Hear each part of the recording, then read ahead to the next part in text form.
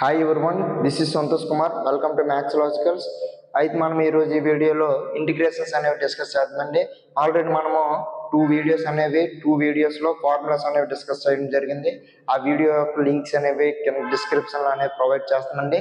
మనం అలాగే ఇది ఇంటిగ్రేషన్స్ మీద షార్ట్స్ కూడా చేయడం జరుగుతుంది కాబట్టి ఆ షార్ట్స్లో మనము కింద బయోలో అనేది లింక్ ప్రొవైడ్ చేస్తాం కాబట్టి ఎవరైనా చూడకపోతే ఖచ్చితంగా చూడండి.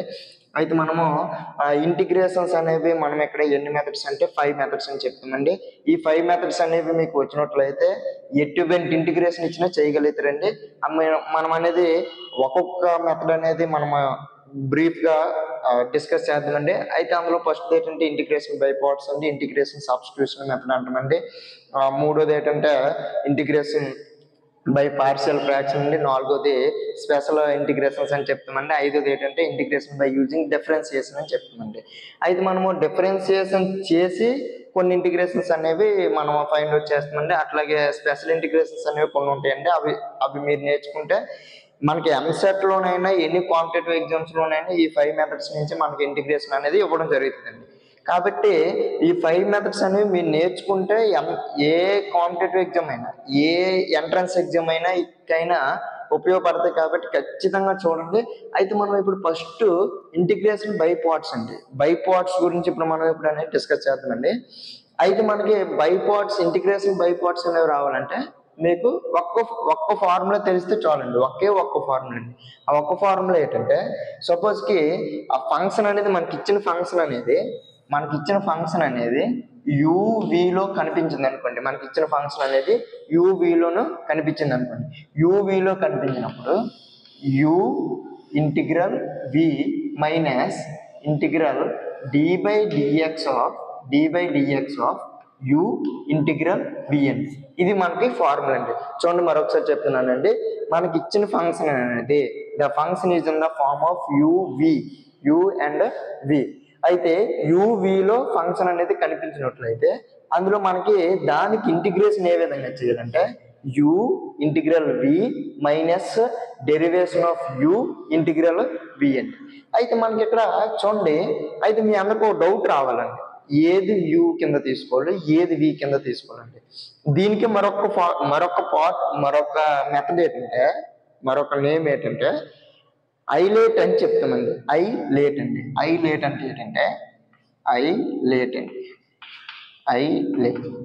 ఐలేట్లో అంటే ఐలేట్ కదండి. ఐలేట్ అంటే ఐలో ఇన్వర్స్ అని చెప్తామండి. అంటే ఇన్వర్స్ అని చెప్తామండి. అలాగే ఎల్ అంటే లాగరిథమిక్ ఫంక్షన్ అని చెప్తామండి. అలాగే ఏ అంటే చెప్తామండి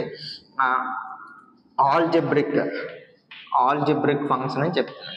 అట్లాగే టీ అంటే ఏది చెప్తామంటే ట్రిగనోమెట్రీ ఫంక్షన్ అని చెప్తున్నాను.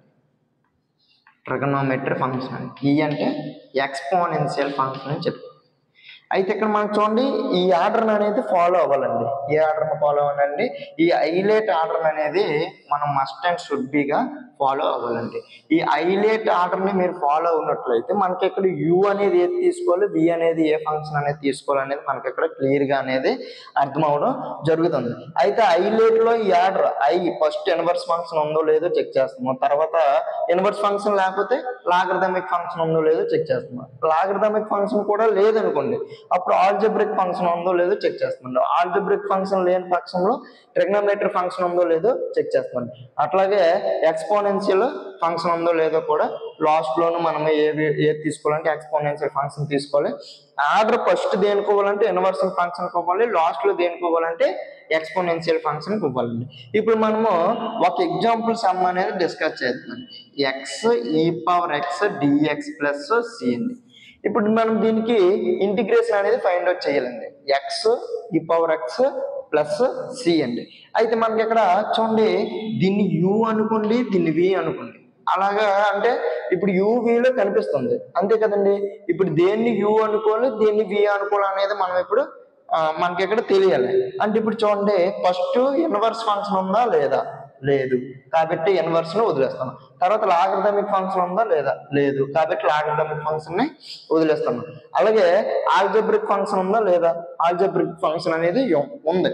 ఆల్జబ్రిక్ ఫంక్షన్ ఉంది కాబట్టి మనకు ఫస్ట్ యూని దేన్ని అనుకోవాలంటే ఆల్జబ్రిక్ ఫంక్షన్ అనుకోవాలి, అంతే కదండి. తర్వాత ట్రిగనోమెట్రీ ఫంక్షన్ లేదు, ఎక్స్పోనెన్షియల్ ఫంక్షన్ ఉంది కదండి. ఎక్స్పోనెన్షియల్ ఫంక్షన్ ఏంటండి, ఎక్స్పోనెన్షియల్ v అవుతుంది అనమాట. చూడండి మనకి ఇక్కడ ఏ ఫంక్షన్స్ ఉన్నాయండి, ఆల్జబ్రిక్ ఫంక్షన్ ఉంది, ఎక్స్పోనెన్షియల్ ఫంక్షన్ ఉంది. ఐలేట్ లో ఆల్జబ్రిక్ ఫంక్షన్ ఏ, ఎక్స్పోనెన్షియల్ ఫంక్షన్ ఈ అండి. ఇప్పుడు ఐలేట్ లో ఫస్ట్ ఏది ఉందండి, ఆల్జబ్రిక్ ఫంక్షన్ ఉంది కాబట్టి యూని ఆల్జబ్రిక్ ఫంక్షన్ అంటాం.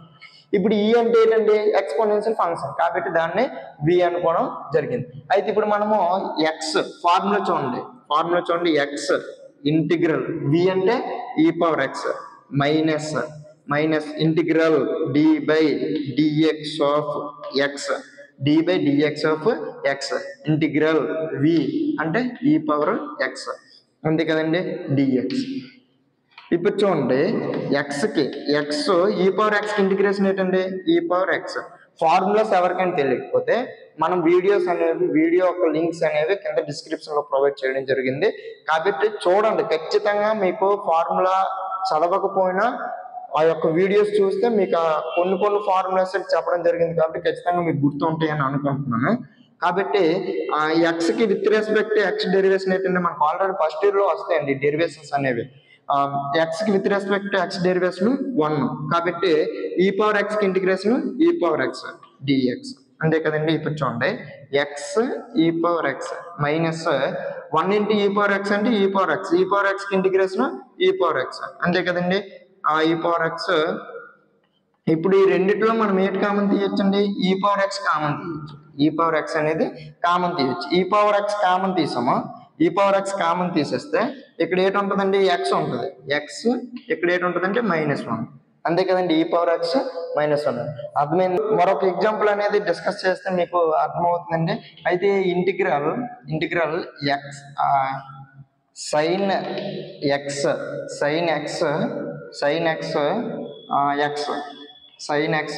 డిఎక్స్ అని తీసుకున్నాం అనుకోండి, సైన్ ఎక్స్ డిఎక్స్. ఇప్పుడు మనకి ఇక్కడ ఇది ట్రిగనోమెట్రీ ఫంక్షన్, ఇది ఆల్జబ్రిక్ ఫంక్షన్ అంతే కదండి. ఫస్ట్ ఏది తీసుకోవాలి, ఆల్జబ్రిక్ ఫంక్షన్ తీసుకోవాలి కాబట్టి ఇది u అవుతుంది, సైన్ ఎక్స్ అంటే v అవుతుంది.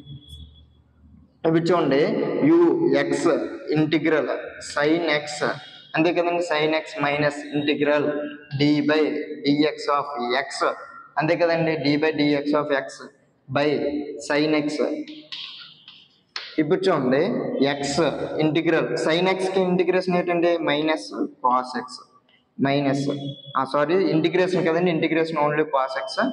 డి బై డిఎక్స్ అంటే ఎక్స్ కి డెరివేషన్ 1, సైన్ ఎక్స్ కి ఇంటిగ్రేషన్ కాస్ ఎక్స్. ఇప్పుడు చూడండి x cos x minus cos x కి ఇంటిగ్రేషన్ ఏంటండి minus sine x X cos X plus sign X. ఈ ఇంటిగ్రేషన్ బై పార్ట్స్ అనేవి అందరికీ అర్థమైందని అనుకుంటున్నాను. Thank you for watching this video. Thank you to all. ఎవరికైనా అర్థం కాకపోతే కామెంట్ చేయండి కామెంట్ బాక్స్ లో. మీకు మరొకసారి అర్థమయ్యే విధంగా నేను చెప్పడానికి ట్రై చేస్తాను.